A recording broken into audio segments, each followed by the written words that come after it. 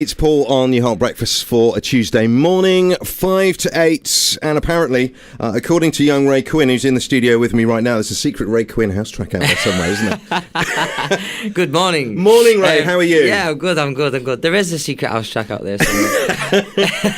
I'll see if I can dig it out and we'll There's play not it. a baby, though, so that's good.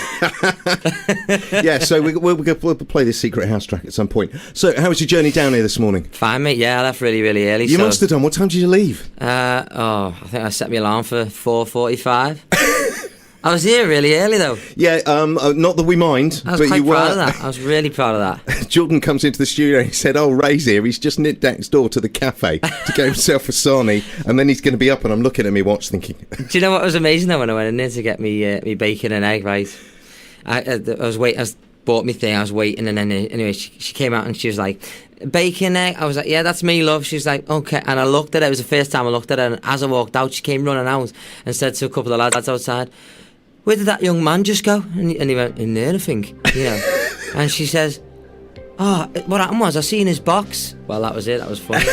I seen his box. It's in my face. I was like, I've never heard that in my life. You must get a lot of that. People recognise you and then don't think that it's really you. Yeah, probably, yeah. All right. I've had a lot of things. I've had a lot of things called to me, but Big thrill for the people in the sandwich store next door.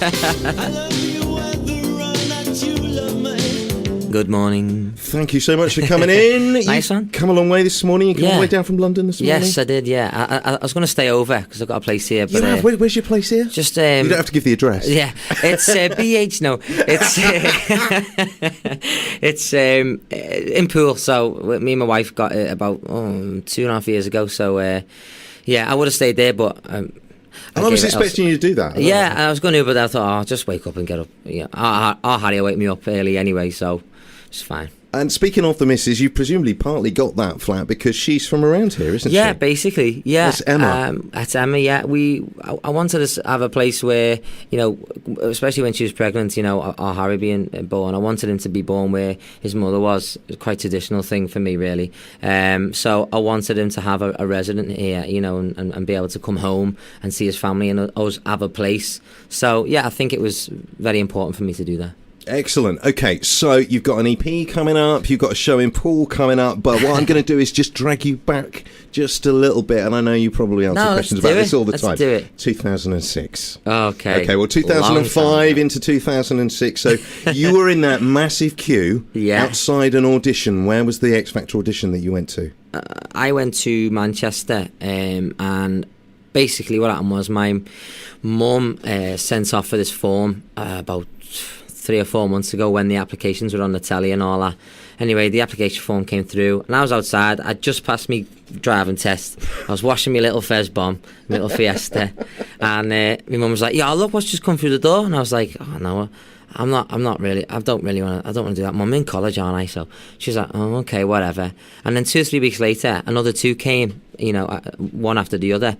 And it was like 3 in a row. So my nan was very, like, bless her, God rest her soul, but she was very much a believer in fate. So I went, I'll just go for it. Anyway, the night before, my mum went down to my auntie's and was looking on the telly about people queuing, because back then people would queue overnight, which they probably did. Now I'm not sure.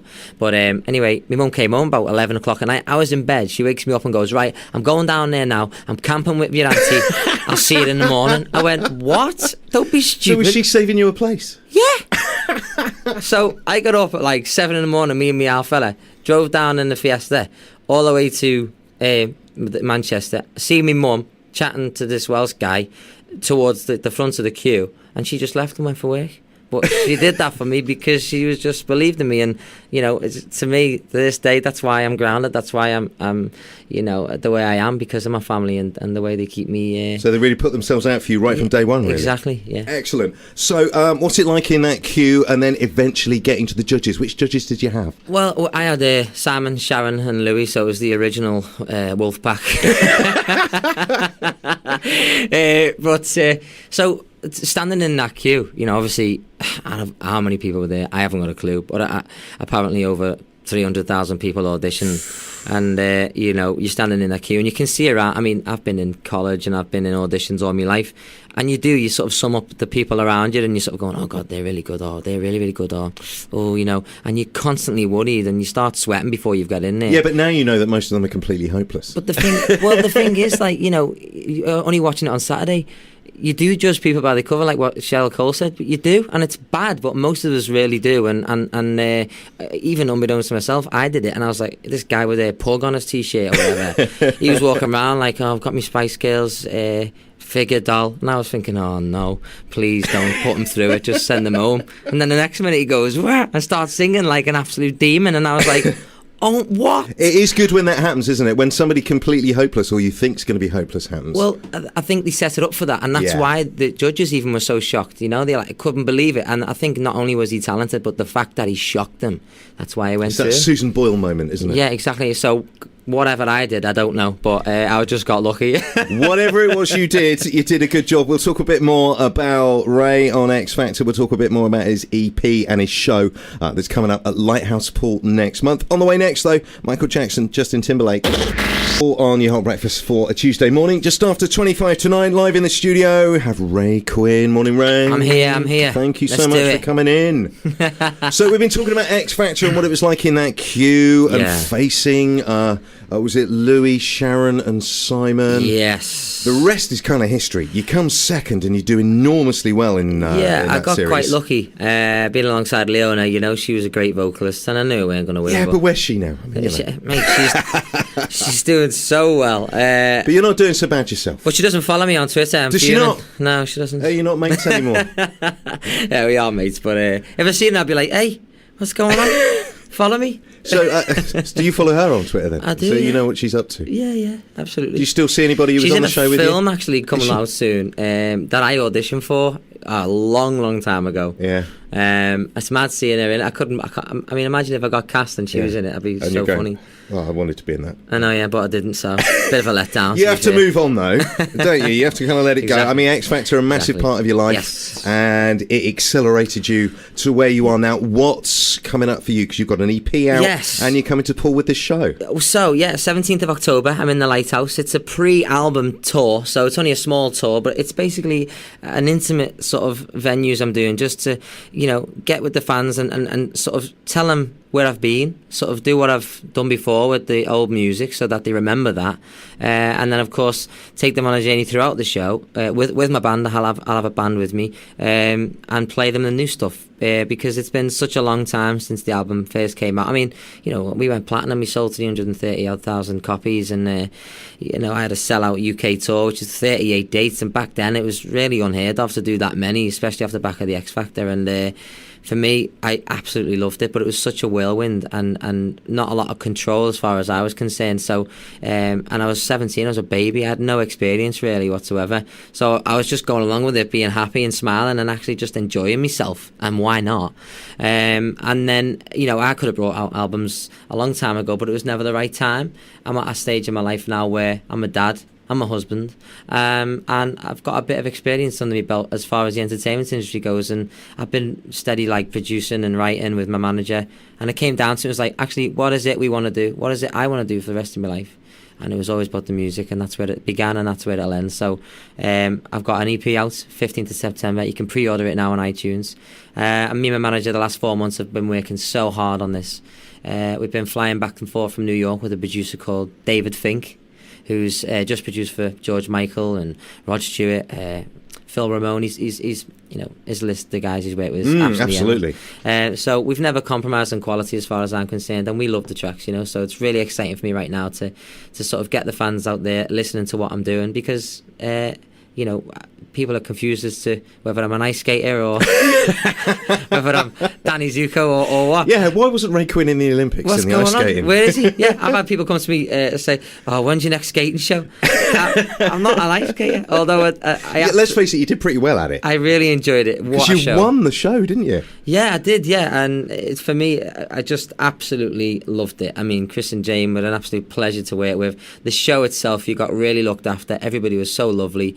great team of people, and I've managed to have made a good handful of great friends. So, nothing bad's come of it whatsoever. I didn't get injured, which was a good one. Yeah, that would have been bad. I got fit while doing it. So for me, there's no bad at all. Okay, but let's just be clear. No more skating, right? That's not happening. Well, the thing. I mean, I have got a show in January in Brighton, which I've already said yes to through Robin Cousins. So you are skating again? Yeah.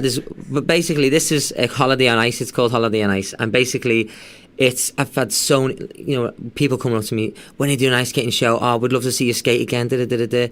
And I was like, I will do it, but nothing's come along. And I've had so many offers from so many different skating shows. I wanted to do one big one just to say, tip of the hat, hang me skates up. Thank you, ma'am. So then that is it, though. This is the last one. Yeah, it will be the last time I'll skate. So if you want to see me skate, that'll be the last time.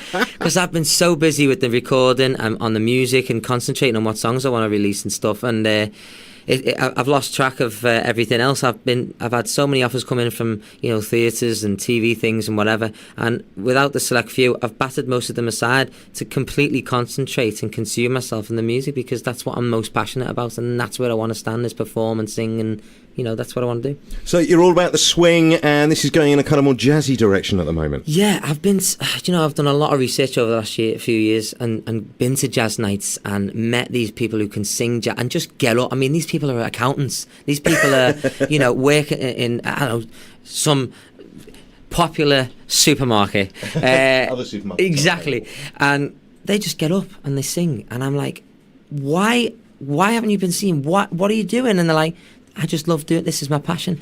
And I've been inspired by so many great people like that, who just don't want to be in the public eye. They just like to sing and love music. And that's where I come from. Although I do have that public persona, it's all about the music. So, finding a sound has took a long time from going from the swing, but I want to mix it up with like a bit of jazz, but also a bit of new school, a bit like, adding bongos and things like that to keep it young, keep it vibrant. So, yeah, we're really pleased with it, and it's got a long way to go yet, but, so far, so good. Okay, well, we are going to hear very, very shortly exactly what Ray's been up to, because there's a new single coming out soon. We are going to play it between now and 9 o'clock and have another chat with Ray very shortly.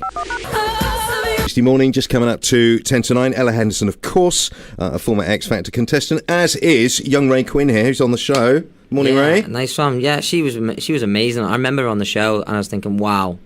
She's great. And then, 6, 7, 8 months later, boom, there she is. Yeah, number one. Fantastic. Somebody said to me the other day, X Factor, yeah, what about it? So many people have come out of that. Because it does get much maligned, doesn't it? People slag it off. But when you look at the amount of success people like yourself have had. JLS, Ollie Mears, I mean, this is just the name of a few. Yeah, and they didn't even win. One Direction. Mm-hmm. Did they come second or third? I don't know, but they're absolutely minted. I know. Maybe you could audition for them when one of them drops out, because one of them will leave soon. Yeah, I'll just jump in. Yeah. Right, we need to talk about your show and your song. Your show's coming up at Lighthouse in Poole on the 17th of October? Yes. I'm really excited about it, to be honest. As I say, I'll be bringing my band around with me. It's a small, sort of intimate tour just before the album release, which will be next year, because we're still working on that as a sound and as the tracks. There's so many that we want to choose from. But yeah, the tour will be a little sort of taster as what's to come. Excellent. So tell me about your new song, because we're going to play that in just a tick. Oh, I'm really excited about this.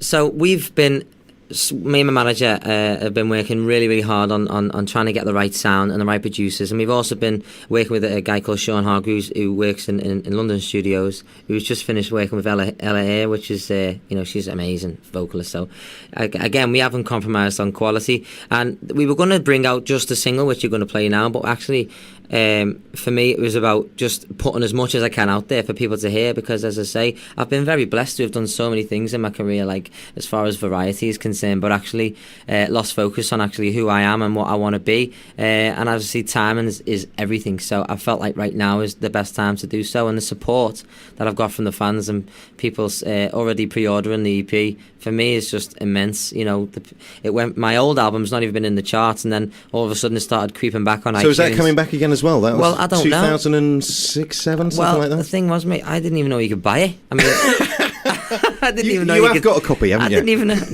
didn't even know you could still buy it. I was like, whoa. Next minute, it's back creeping on the vocals charts on iTunes, back to number 40, and then it went to 31. And then my pre-order sales went on yesterday afternoon, which my manager sorted out pretty swift, and it went on at 21 in the jazz charts, and I'm number 2 this morning. And for me, that is just, words can't describe how much it means to me, because I've put everything into this. I've took a risk. I've put all, like, even financially, you know, I'm not signed with a record label, although I'm under a record label with my manager, Rqhrb Management, which is Rqhrb Records. So, you know, financial pain disciplines a man, and it's well, there is that one way of looking at it. Right, I'm going to play it now. You can be a DJ, right? I'm going to start it, and you've got 12 seconds of the intro. You can tell me all about it, all right? Right. This is me, Ray Quinn. This is my new track, Love You More Today. I hope you enjoy. That is the new tune from Ray Quinn. Ray's here in the studio. Ray, you can back announce your own tune. What's that called? Love You More Today. You had to think about that. Well, you told me I was going to talk about the saxophone player. Yeah, you said, well, he's like big. Yeah, literally came and I was like, all right, mate. And he looks like a guy out of 300. Like, you know, it's like he was proper tanked. And I was like, all right, mate, you know, a bit intimidated. And anyway, my producer was like, hey, man, you know where he's just come from? I was like, I don't know. He's like, the Rolling Stones tour, man. I was like, are you joking? Like, he is probably one of the best saxophone players in the world, so I'm really privileged to have him on the record. Mick Jagger's going to want him back. Exactly. Right, your show is at Lighthouse on 17th of October. Come and see me. A very intimate gig. The EP is out on September the 15th. And any tickets or whatever you want to see, there's promotional videos, is all on my website, rayquinn.co.uk. Right, get on there now. Right, Ray, it's been an absolute pleasure talking with you this morning. It's been really good fun. Mate, thank you so much for having me. It's our pleasure, honestly it is. We look forward to your show at Pool on October the 17th, and we will be sticking this interview up on SoundCloud a little later on, because you have jammed our Listen Live button. I know my wife can't even listen. Yeah, to it, even Emma couldn't listen to the interview because so many people wanted to listen. It's jammed, too many people on there. So we will stick it on SoundCloud later on. Great to see you, Ray. Nice one. Massive thanks to the fans. Thanks for listening. They are all jamming our Listen Live button as we speak. Show in Pool October the 17th. The EP and the single out soon. Make sure you buy it. Right, just one from me, Johnny Kidd and the Pirates, Shaking All Over.